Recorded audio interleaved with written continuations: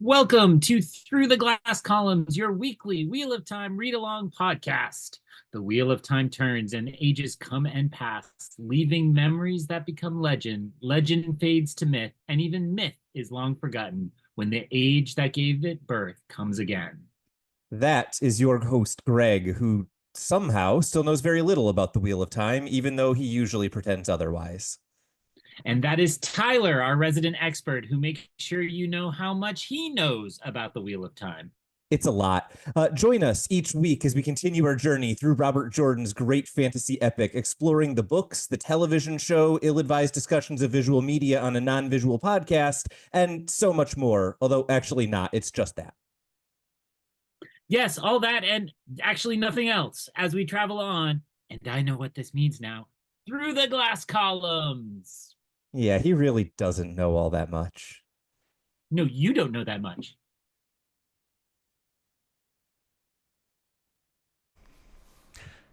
Hi there. You've found your way back to Through the Glass Columns, your weekly read-along Wheel of Time podcast. I'm your host, Greg, the one who does weird bits for the introduction. And joining me is Tylor. Tylor, how's it going? It's going very good. Every week before we start, you do a weird joke that I still don't understand. And I need it to get on air that I am baffled every time that we do this podcast for the first minute and a half or so. I'm also really excited, I have to say, because I thought these were some of the chapters that I really love from the Wheel of Time. They weren't big, like, move the plot forward chapters, but they made me appreciate what came before and made me excited for what comes after. And I think that's a skill that Robert Jordan has, where this week would have been, I think, lost chapters in a lot of books, where it was just, like, describe the aftermath and move on. And I thought we had something more than that this week. Do you feel the same way, or am I exaggerating chapters that you were prepared to write off as just prepping?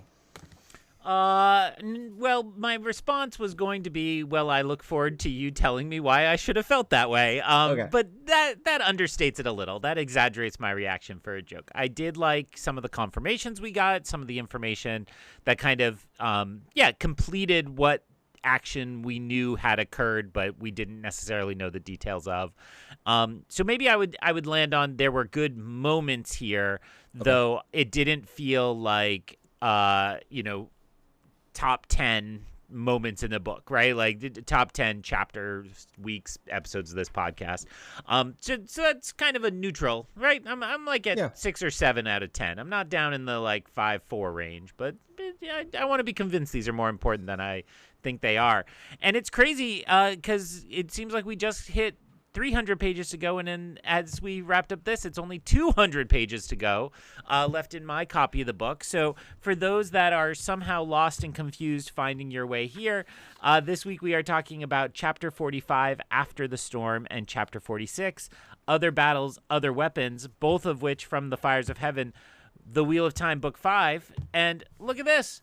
I have book 6 sitting here, ready to go. I finally made my pilgrimage to my local bookstore this afternoon with my son and picked up my copy. So we're excited as everybody's listening to this. The new year is long behind you and definitely not hours ahead of us. So it's exciting to be thinking about the new year and getting into a new book and continuing on this adventure. As always, I proudly came down and put on my sticker to cover up the based on now an Amazon television show. So that's always a fun moment when I buy a new Wheel of Time book. So, I love that you have that next book already. It's worth noting we are getting into dangerous territory for Show Up at the Bookstore, and it will definitely be there. Book 6 and onward, you cannot count on that. Lord of Chaos is what you are looking for if you are just going to kind of browse and look around. And before we kind of dive into the summary of today's chapters, I want to note something kind of interesting in what you described. You said we are now going from that like 300 pages to 200. And so I find these chapters to be a little bit odd in terms of the structure we're used to from a Robert Jordan book, right? Typically, we're used to seeing kind of the build up to a big explosion in the last 150 pages. And in this book, we now have had a kind of major event that has really big, important impacts, and it's happened much earlier than we would expect from the Robert Jordan finale. And then this week really does feel like we put some brakes on, even if we get really interesting developments that I'm excited about. The end result being, this is very much a break from the traditional kind of setup that we are used to at this point in the book. How are you feeling? Does it feel like a step off the gas, or does it feel like a kind of interesting change that gets you excited for what's to come? Yeah, so tell it to me like it's HBO. We are in episode 10 of a 10-episode season on HBO, where the big exciting events happened in episode 9, and then the season finales of mostly Game of Thrones is what I'm referencing. We're always kind of like the aftermath and kind of more set up for the next chapter. So you're right. I think these chapters have that kind of feeling. Oh, the big battle happened last week. Didn't you have a fun time? Let's just get the work done and maybe move, kind of hint at what the next big arc is going to be. I would say more than anything, I left these feeling like we're really not going to get that Robert Jordan ending where everything folds back in together. And last book broke that pattern. So it's not like it's totally unexpected, but it really feels like, oh, this probably was kind of the finale of the Rand plot for now, or there might be a little bit more, but it kind of feels like we were there. I actually, with the title of the second chapter, Other Battles, Other Weapons, I really thought we were going to move on to another set of characters.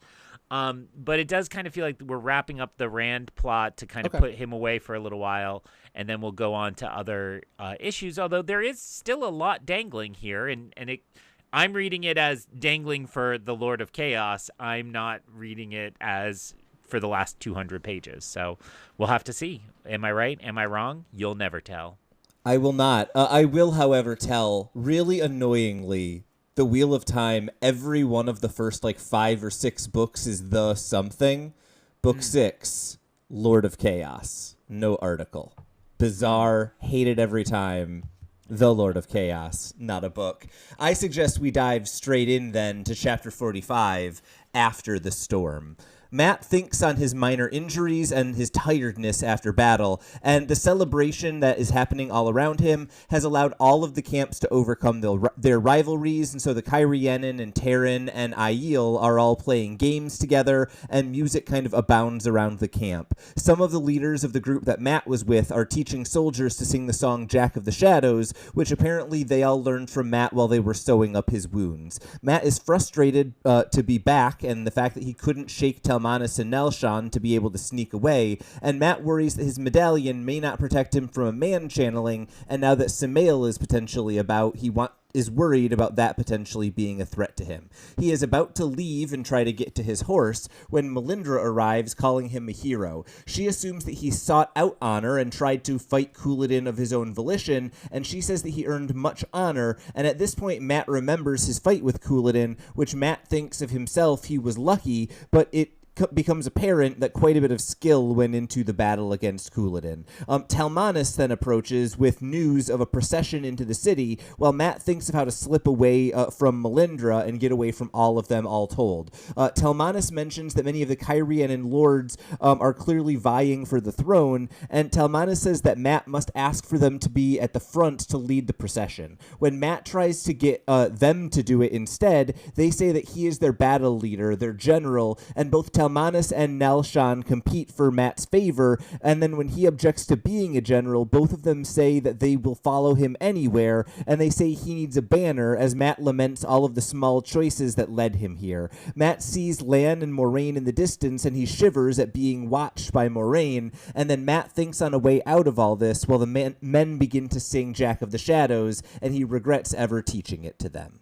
At this point, we switch into Rand's POV, and he wakes feeling tired but largely unhurt.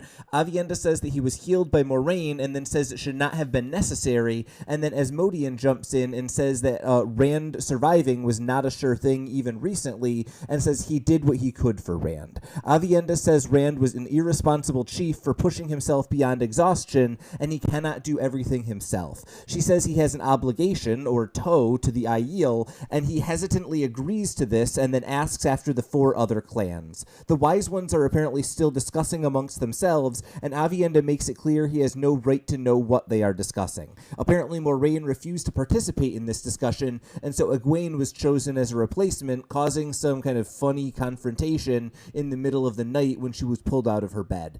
Many Shido apparently escaped the battle across the river and destroyed the bridges, and so they aren't able to be pursued immediately, and Rand thinks that there are tens of thousands of unchecked Aiel with prisoners, and that is Rand's most immediate concern. Rand is surprised to learn that Mat killed Couladin, and he thinks that Mat failed to escape the pull of Tavirin the way that he wanted to. He worries about Samael, avoiding any knowledge that he gets from Lews Therin, worried about what it means for him, and then Rand thinks that he doesn't know Giato, but he knows that he has duty to the Cairienin, and that is what is going to keep him here for the time being. He also thinks that Samael needs to pay for everything that was done, and in particular, he thinks about for the maidens that he failed to protect.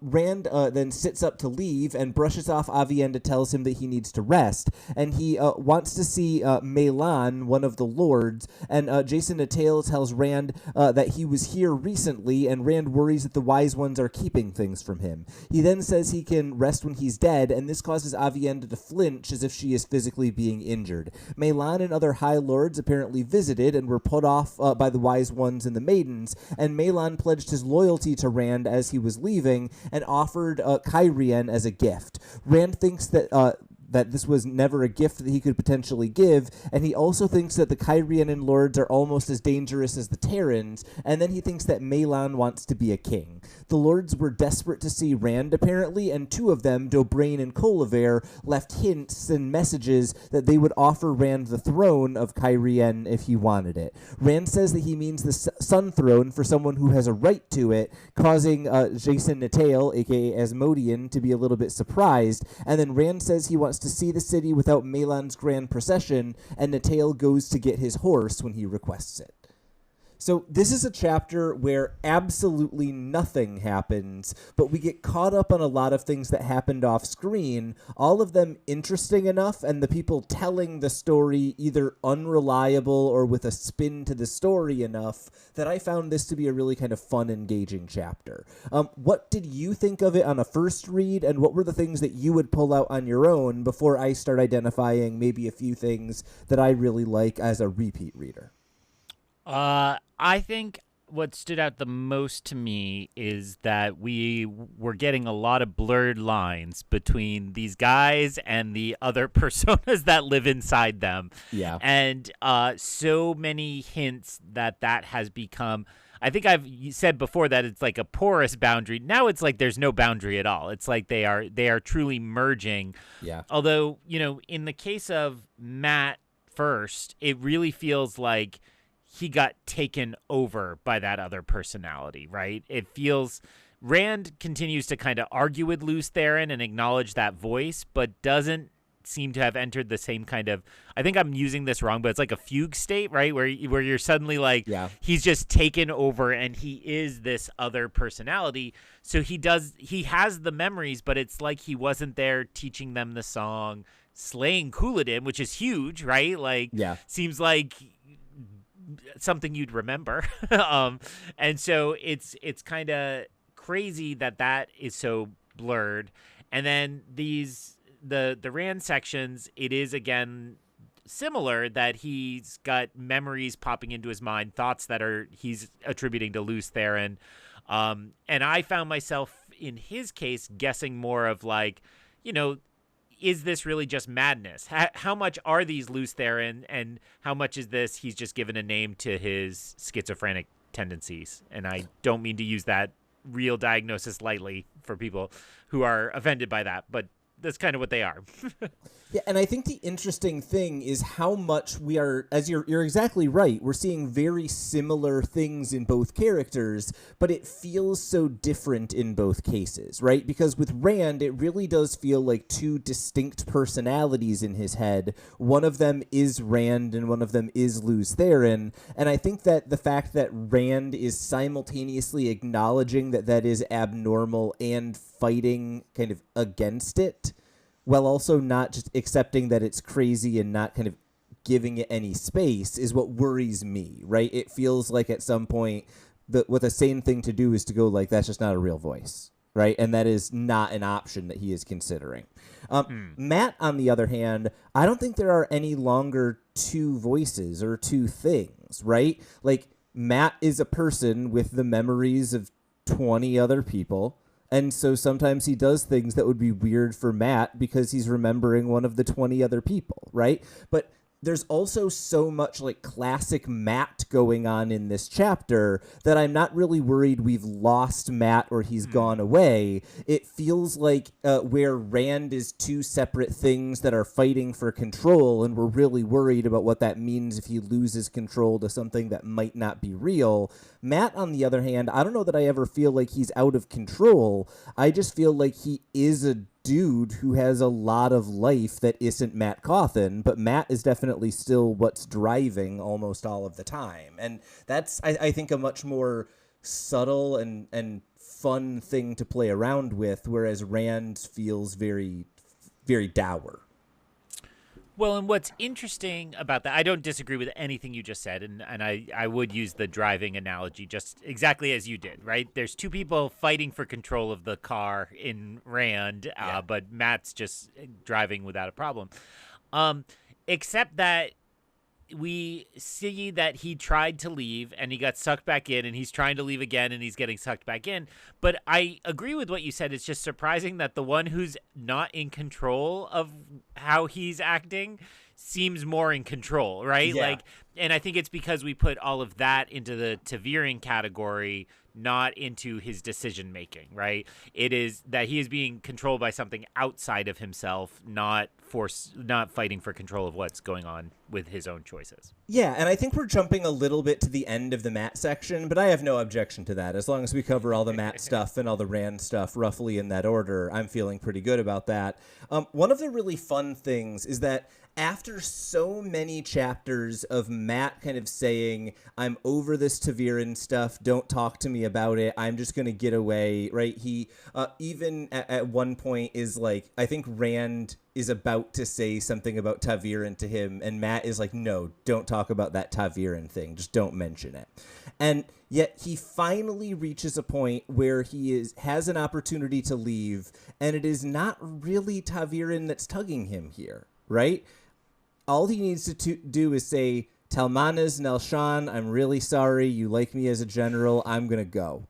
And he could be gone, right? Melindra isn't questioning him at all. No one is keeping him from leaving. I think at some point, Matt reaches this interesting point where he concedes, fine, I have to stay because of Taviran. And then he just stays because he's a good dude. Right? He stays because he doesn't want to let down the soldiers and because he doesn't want to have to make the excuses for these people who might die without him. And I think that there's something really wonderful about a character who feels trapped and it makes him do the right thing. And then it kind of turns out he wasn't actually trapped at the moment he chose to do the right thing. Like, that's just a really fun character beat for me, for Matt in this chapter, is I legitimately think he could have gotten away right after Melindra is like, don't worry, go for a walk. And the only thing keeping him there is him not wanting to let Talmanes down.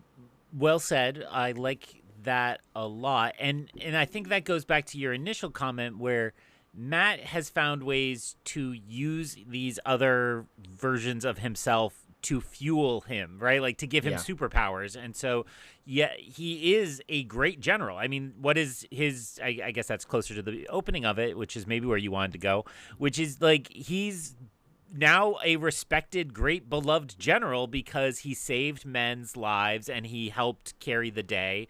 And then eventually we learn he was the one responsible for, cutting the head off the snake on the other side. So, so that all is like, I think it feels right, or it feels better because he's not seeking any of that. He's not doing it for his own glory.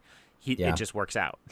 Well, and I think that there's something really wonderful about the way that it's described by, I forget if it's Talmanes or Nalsean, and it's worth noting those are two names that you should start getting in your head a little bit. They don't pop up 80 times in this chapter for nothing. one of them describes it as, I've followed men from other countries before, and some of them I've even followed because they were good, but you I'd follow because you're you.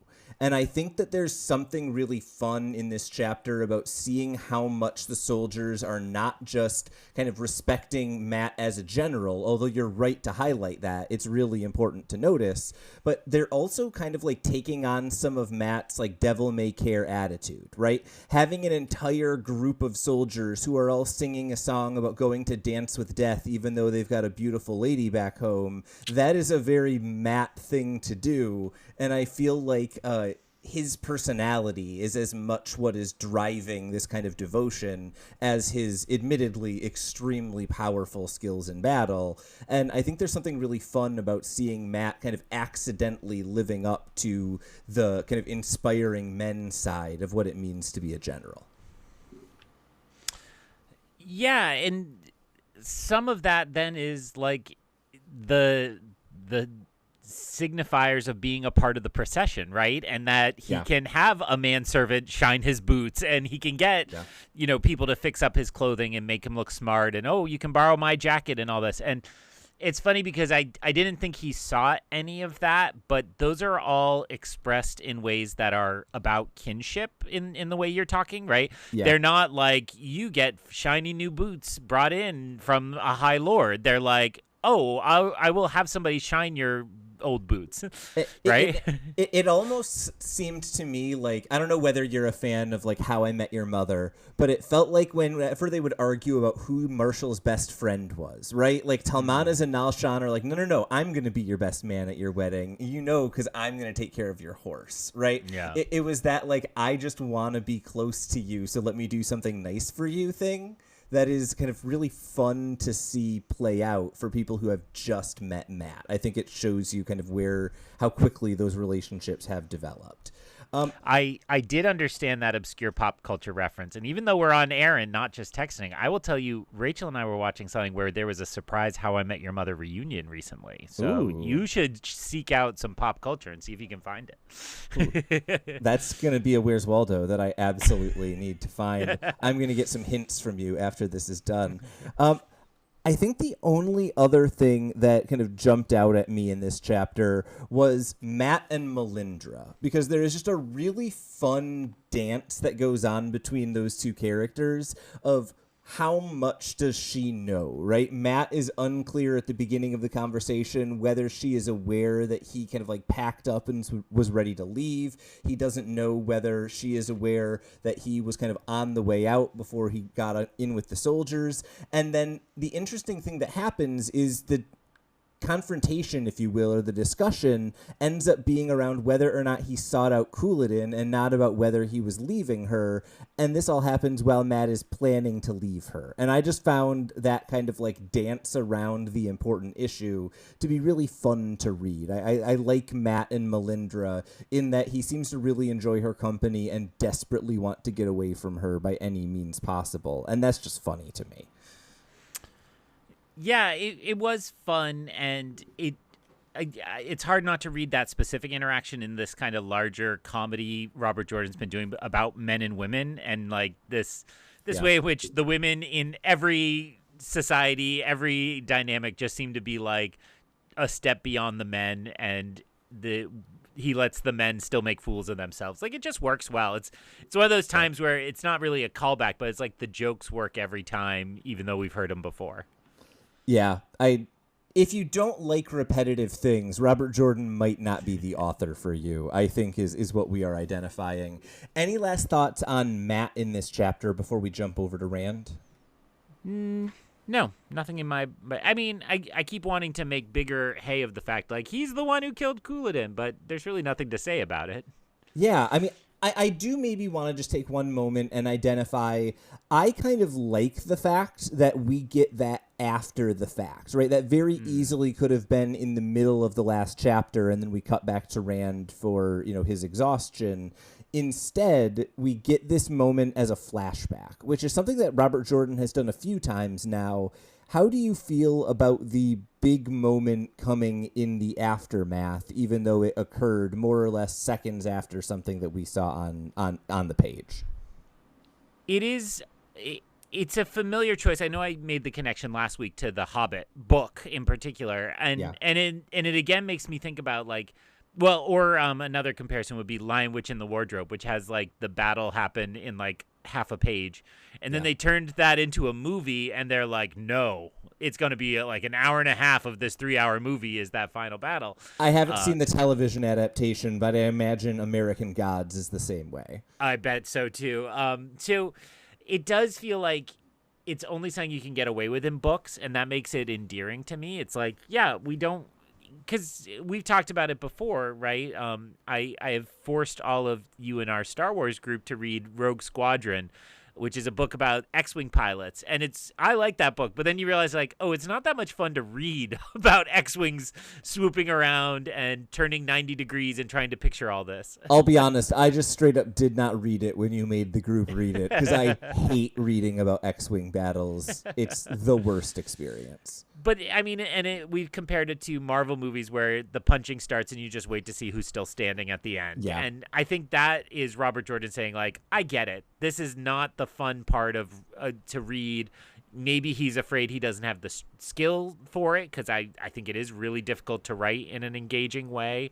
Yeah. So I think it works, and it's fine with me. I don't need the giant battle blow by blow. I knew I liked you.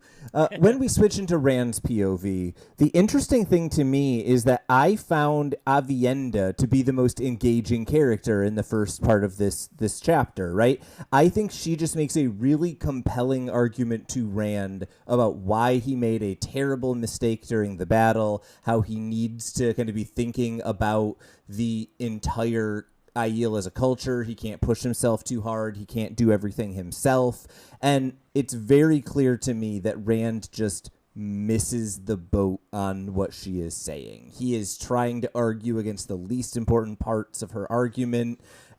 I found that really frustrating, but we're in his POV, and so he doesn't think about it any more deeply. Did you have the same kind of feeling there? I just felt like Avienda is wise beyond her years relative to Rand in this scene, and it makes me mad that we're in his head instead of hers. Yeah, I would just throw it into the valence of what being a good leader is, right? He's defining good leadership as sacrificing everything, and she's saying, no, good leadership is not, and making other choices. Again, we referenced it last week, but speaking as somebody who just killed a very long-running D&D character just to have that moment of glory, I'm clearly needing a talking to from Avienda to get me there. But I do think that is going... I think that's the message he's getting from her here. I think he's gotten it from Moiraine elsewhere, right? And so the only thing I can think of is that this is going to be a fatal flaw that feels like it could knock him low for 5 books, and then he builds himself back up the last 5 books or something like that. It's slightly later in the chapter where Rand thinks to himself that he doesn't know that he understands Jiatou, but he knows he understands duty. And then he thinks he has a duty to the people of Cairhien, and so he needs to, go and do whatever he needs to. I thought that was really interesting in the context of exactly what you were just saying about this discussion with Avienda, because it seems like they are, in this book, often having kind of parallel conversations where she's saying you need to be more hard on your enemies, and he takes that to mean he needs to be more hard in all of the decisions that he makes, right? Or she says you need to, take part in this battle and show people that you can, use your power in the best way possible by, going on the tower and channeling, and he takes that to mean he must always be doing everything at the edge of his power. And so that idea that he doesn't understand Jiatou, this complex, delicate system that the Aiel have built, but he understands duty, I think kind of perfectly sums up where Rand is at in this discussion. He is understanding the broad strokes, but that isn't enough to be a really good leader. You need kind of the nuance and the detail and the understanding of when the broad stroke is a bad idea for the particular situation, and I think Rand is just missing that in this discussion. He's at the point of, I have power needs to be used to do good things, therefore always use your power to do good things, and he's missing kind of the subtlety in what Avienda is putting forward about when and how you do that. Oh, and I'll keep it vague for our split listeners, but like I felt like the point of the next chapter was to show how good a leader he's becoming, and so it's good to have this push-pull there that, you know, I think all of his good leadership comes from the influence of the people around him because he's a kid and he's learning how to do this, right? And so I think it was a good reminder here, just as you're saying, that he doesn't have this set of skills, but he's not totally skillless, and we'll see kind of a rebound in the next chapter, in my opinion. Absolutely. I then kind of see the next section of the chapter being a quick kind of summary of some important plot things that are happening off screen. And so I just wanted to get your take on which of them stood out to you or what kind of was most interesting or you think is going to be influential going forward. A few things. One, the wise ones are still discussing. Number two, which is directly related, they wanted an Aes Sedai involved in the discussion, and Moiraine said she didn't have time. Follow up to that, Egwene was their replacement. We also learned that there are about tens of thousands of Shido, we don't get a more specific description than that, who have crossed the river, who are inaccessible because the bridges have been taken down. We also learned they have a fairly sizable number of Kyrian prisoners along with them. We learned that Mat killed Couladin, but we already talked about that. And then we also learn that Samael, we get some specific details about him and his potential kind of traps that he's laying for Rand and how Rand is thinking about them. This was kind of the Rand thinks to himself about stuff for a little bit section of the chapter. So I'm curious which of these kind of nudges forward of the chess pieces you found most interesting or what stood out to you. Well, the one that's in my notes wasn't on your list, and maybe it just isn't high enough in the rankings or doesn't fit your category more than you don't care about it.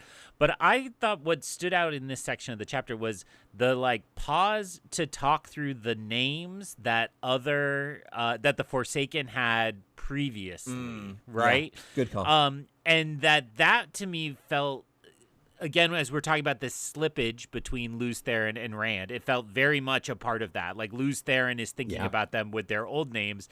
But I thought this felt like the biggest piece of mythology that I was supposed to be like, whoa, like they have different names and they have more to play here. So I will just say, as I understood that bit, this felt like they, took on mythic roles, right? It's almost like by stepping into the role of the Forsaken, they elevated themselves into the names of mythological entities, kind of demanding they have that role in this world, whether that is...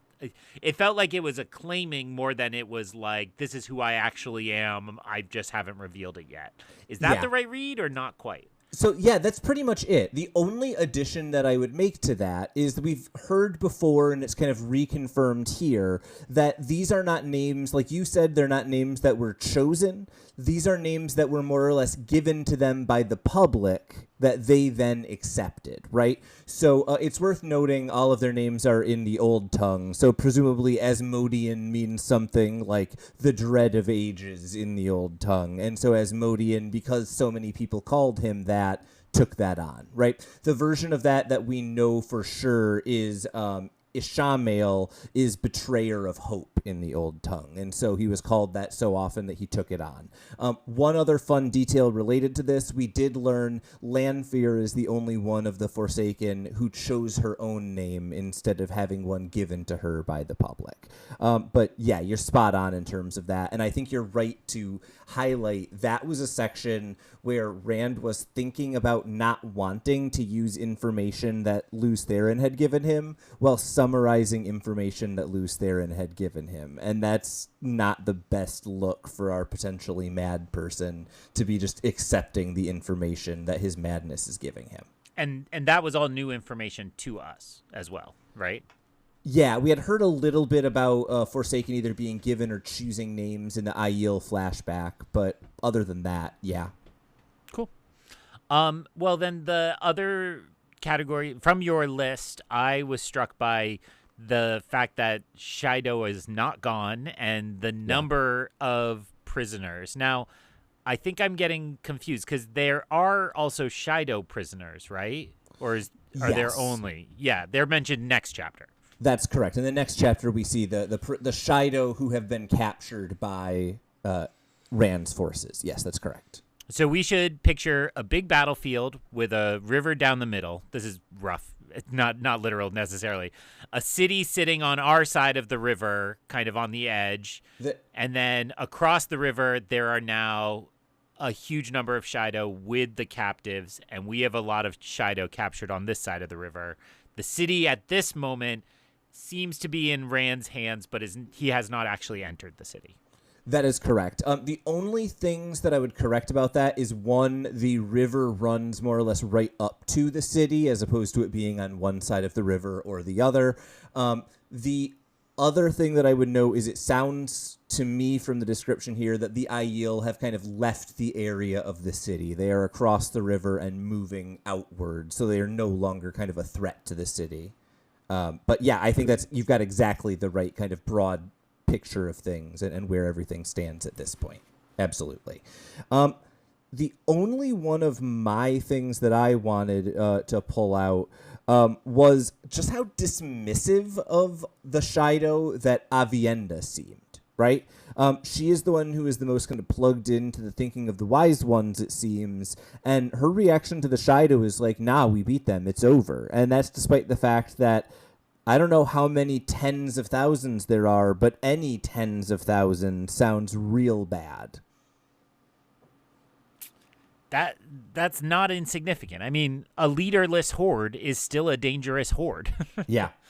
And sometimes more dangerous, so. Absolutely. So if that's kind of our update on what's going on in the world, and as you note, what's going on in Rand's head, where we then kind of end up in this chapter is an introduction to a number of new lords who most of them will kind of make an appearance in the next chapter, so I don't think we need to spend too much time here, but I was kind of curious just of your impression as a first-time reader. As a return reader, I can kind of say, okay, there are 7 names in this section of the chapter. I know which 4 I remember as being important, and so this feels like kind of a setting the cast of characters, but I also wonder whether for a first-time reader, this feels like when you read a big, thick fantasy novel and the first thing in it is a list of every character. Like, the dramatis personae always turns me off a book because it's just too many names all in a row. Is that kind of how this section of the chapter felt for you? I would say a little bit, and it was more that in my head I'm just like, okay, I have not felt kind of inspired by any of these lords, so I'm like, okay, more sniveling, conniving lords, and you know, I'm also reading a book where you got like a court, and it's like the bickering and the infighting is just always, you know, it's fun to read. I'm not dismissing it, but it's also like I don't think of any of these as a real threat. And so even in this chapter, it felt like, oh, you know, Rand is going to be entering into this political game that's been going on in this city forever. Then you add that you have the Carrion divide. And it's like, in this chapter, it felt to me like Rand is just going to steamroll all of this, right? Like, as I kind of narrate this in my head, or I don't know, meta project, it's like I kind of think like there's all this messiness and that Rand's just gonna go region to region, like when you're playing Risk and you've like built up a giant army in Australia and you're like, time to go, and you just cut a giant swath across Asia and you don't really split up your forces. It kind of felt like that. So I didn't let myself get attached or really care too much about these, because it's like, here are some sniveling people who are going to have to submit to Rand eventually. Yeah, kind of how I approached it. I think that's absolutely valid. The only kind of piece that stood out to me among this is kind of, as you were describing, the Tyr-Cairhien divide is what was interesting to me, right? I just wanted in my head which of kind of these people vying for the throne is Terran and which is Cairhienin. It's worth noting Maelon is a Terran. The other 2 kind of big names we get, Dobrain and Colaver, are both Cairhienin who were interested in getting in with Rand and potentially kind of putting in their hat hat in the ring for king or queen. The last note that I have here in the chapter is that Rand says he means the Sun Throne for someone who has a right to it. And I don't have a long list of people who have a right to the Sun Throne immediately coming to mind, but it is worth noting I have two names in my head that are potentially very interesting. I want your thoughts before I say my names. I just got really excited because when we hung out recently, we said your dog Samson has never cameoed by barking on the podcast, but he just shook because I heard his collar. I heard him. He's there. He's made it. Welcome to Through the Glass Column, Samson. Sorry if I just doxed your dog on our podcast. You're good. Now he's identifiable. He has an Instagram account. People should follow him. Well, I don't have good names for who should sit on the Sun Throne. Let me make sure I have the Sun Throne correct. The Sun Throne is who is the winner of the Game of Games and who is the head of Carrion at a given moment. I wouldn't say at a given moment. It's a pretty stable throne once it is gotten. It is just a messy political fight to get it. Well, and so I just allude to this other book series I'm reading, and that features Louis XIV a lot, who is the Sun King. And so it stood out to me, what was on my mind, is that this feels not, it feels very French and very much of that time period. And I hadn't made that connection before, but then when you have a symbol like that, and I know that's the literal symbol of Carrion, but I don't know, it had never occurred to me before. So that stood out to me. Boy, if you're thinking French and English, do I have a story for you. First off, if we're thinking about potential people who Rand might think of as having a right to the Sun Throne, it is worth noting that Moraine's uncle was the king of Cairhien. He was the one who cut down the tree. He was the one who was punished by the Aiel. Second, it is worth noting that Elaine has a father who was a high lord in Cairhien and at one point tried to kill Elaine's mother so that he could claim both the thrones of Andor and Cairhien. If you are thinking about noble politics in the world of Wheel of Time, Andor is our England, France is or Cairhien is our France, and Elaine is someone who is a English princess who was born of a French king. And boy, is that a potential claim on both thrones. And that is exactly the historical period I am reading about. So yes, very interesting. Okay, that helps me in numerous ways. And yet still in my head, I'm just going, Andor, that's from Star Wars. Go on.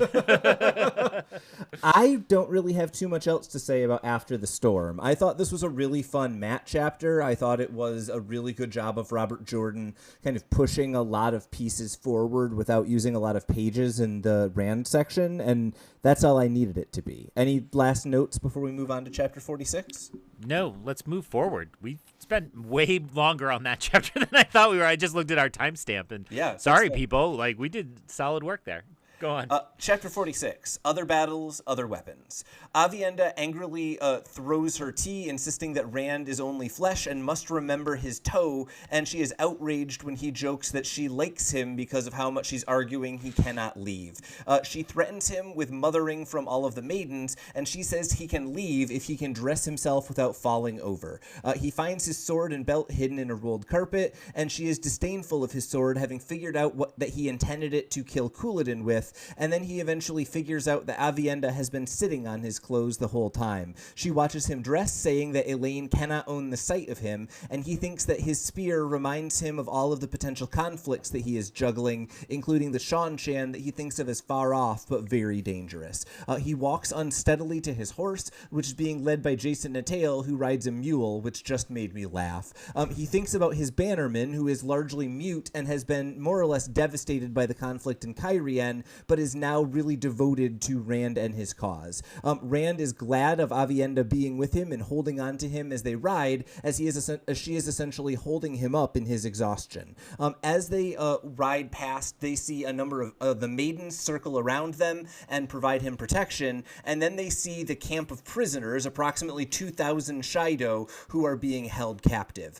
He notes that some of them are wearing a headband, even some of the ones who are wearing Guy Shane white, and we learn that these are individuals who believe that they are what they call Siswayaman, or the Spears of the Dragon, according to Aviendha.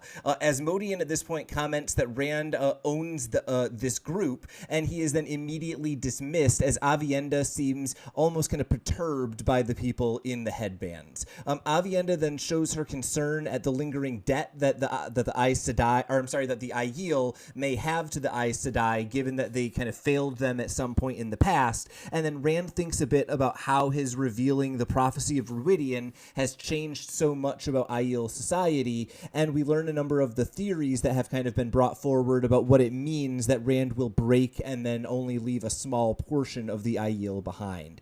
We learn that many of them apparently believe that when Rand dies, the Aiel will be no more, and that the wise ones have simply taken a pragmatic attitude to all of this. Rand then sees Moiraine addressing Hadnan Kadare near the wagons, and Rand is surprised that Kadare hasn't run off at any point since they've come across the spine of the world. Rand heads towards Moiraine to let her accompany him on his way into Cairhien, and he thinks that he can trust no one at this point, and then wonders whether he can even trust himself, but when he approaches, Moiraine ignores him and rides off. At this point, he begins to ride faster, approaching the city, and he observes that the banners in the city are primarily his banner of the dragon and some banners of Tyr, but none of the Cairhienin banners, and then he hears a number of the guards announce his arrival. The city streets are crowded with people who are clearly relieved that the siege has been lifted, and many of them press in, trying to touch his foot, or in many cases, Asmodean's foot. Rand notes that the faces of the commander, or he notes the face of the commander who is clearing a path violently,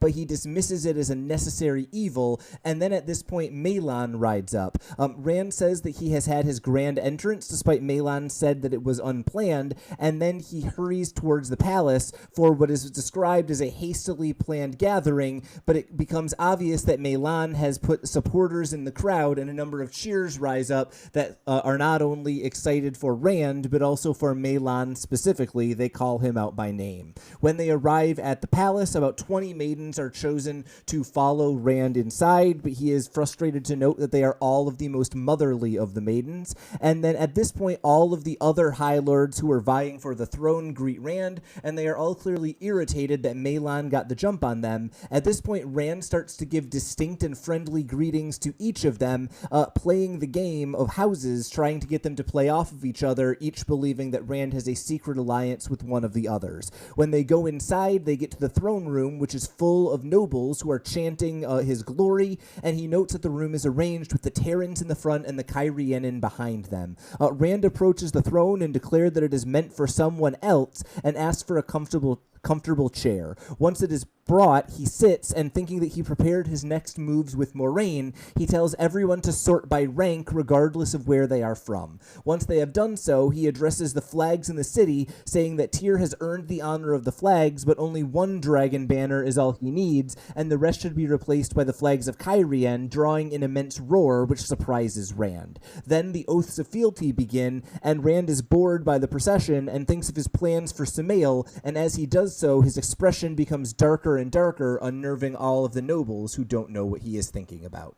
I agree with you. We talked a lot about the first chapter. I have a lot less to say about this one. What were your thoughts on Other Battles, Other Weapons, which, as you say, I think shows us a competent Rand, but there's not as much to say about competent people.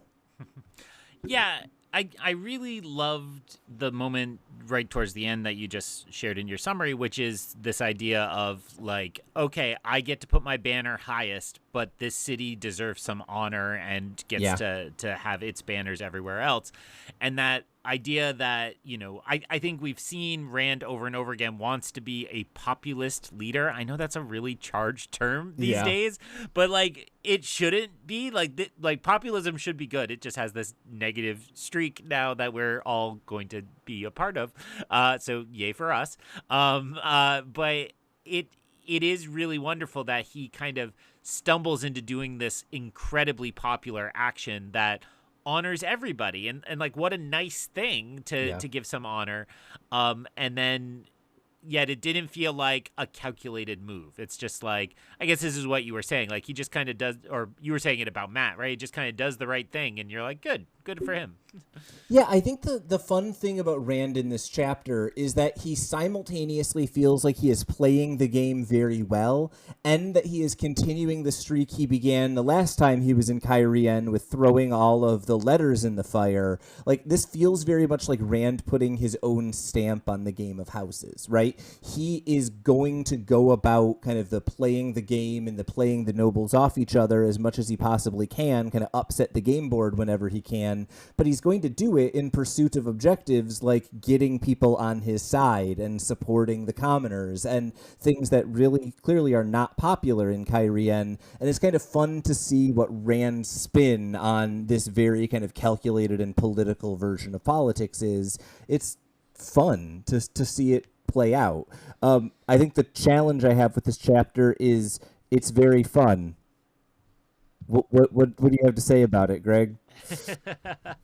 I mean, well, the other spin I'll put on that related to what you just said is that it felt to me at the end of last chapter like he's about to step in and be the most naive dork in this kind of giant scheming court of lords that have been playing this game since the dawn of time, and the houses continue to fight it out.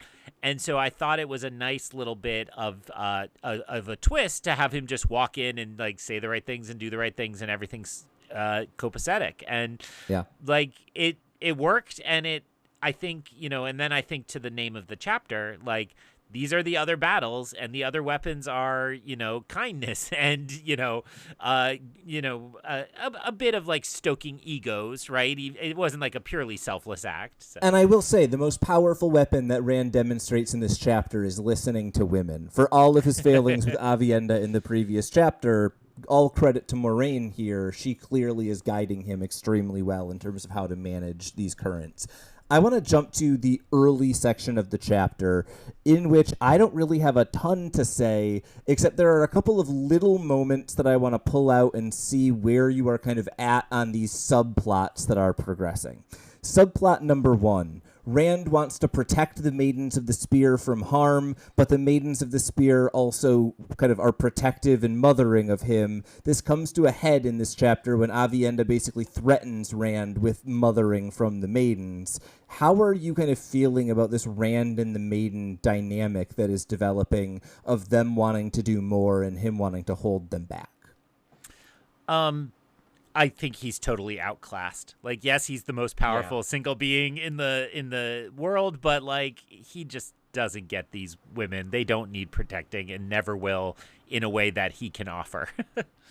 Valid. Second note, Aviendha and Rand have a very fun scene in which he gets naked and she looks and he says, really? I thought we weren't doing anything like that anymore. And her response is, well, you belong to Elaine, but looking at you doesn't belong to Elaine, which is both funny and is very much not how Elaine would think of it. And I find Aviendha not understanding that to be very fun in this section of the chapter. Mostly this is an opportunity to check in on that relationship. How are you feeling about it now that it's kind of gone to the back burner instead of being the primary point of interest in the Rand chapters? Never felt invested in it. Feel validated that I didn't get invested in it. Absolutely valid.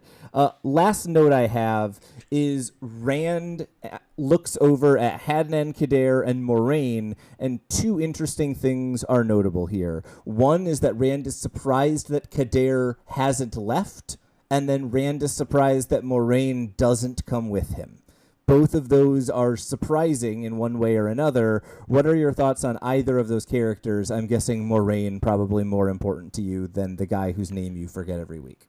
Well, whoever that guy is, it's important to note, like, yes, he didn't run away, but Rand is also not stressed about him running away with all of those Terran which, to me, that's like, oh, we have a giant supply of weapons. Let's just give it to an untrustworthy character and see if he sticks around. Yeah. And so, I guess maybe in lore mythology ways, I'm not positive those have value to anybody other than Aes Sedai, right? Like, it seems like in a fantasy world, they would usually be like, oh, well, this is a mystical object, and try to convince each other to, even if they couldn't use it, pass them around. But I kind of suspect that since so many of them look like junk, they don't have any value to anybody other than people who could use them. So maybe that explains him hanging around.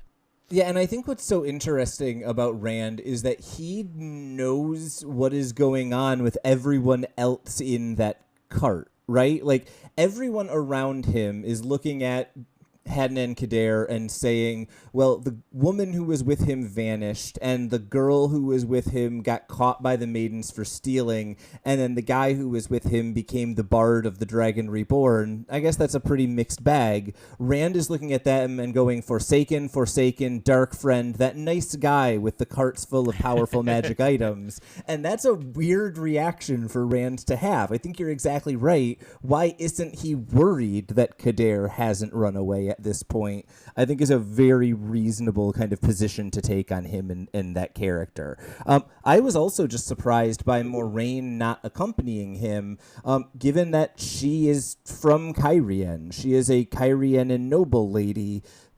The fact that she wants to stay away makes me wonder, is she avoiding something? Is she worried that her presence will in some way change the perception of Rand? I thought her absence was kind of very notable, especially given how desperate she's been to spend time with Rand for the past 600 pages. I clocked that absence, but without the spin of her being a noble from this city, because I'd forgotten that. But then it now makes me connect a little bit with these hints we've gotten more prominently in the television show, but also seen here, that she might look exactly the same as when she left a really long time ago. So that might be a part of what's going on there, but I'm not positive. Yeah, absolutely valid. We then get to the Rand walks through the city section of the chapter, about which I have literally nothing to say.